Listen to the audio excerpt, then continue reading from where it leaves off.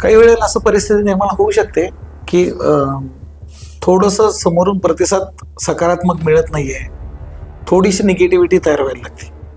अशा वेळेला तुम्ही तुमच्या टीमचं मनोबल कसं वाढवता? ज्यावेळेस नकारात्मकता येते, बऱ्याच वेळा अशा गोष्टी झाल्या की एवढं करून समाज साथ देत नाही, समाजाकडून काय नाही, तर आम्ही कोणती एक आजमाईश म्हणतात त्याला, परीक्षेची वेळ आहे.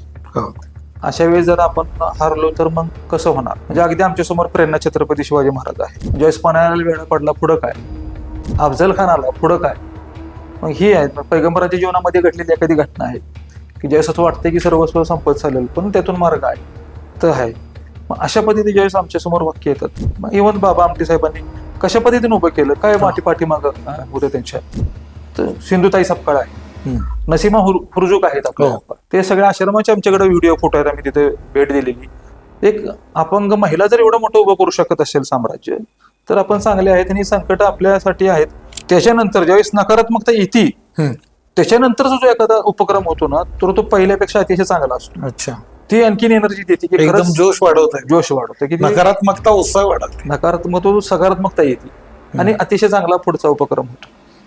मग ही आता माइंडसेट झालाय की आता काहीतरी अडचण आहे, निगेटिव्हिटी येते म्हटलं निश्चित पुढचं कुठलं तरी चांगलं काम आपल्या पुढे होणार. पाटील पाटील घेऊन आला,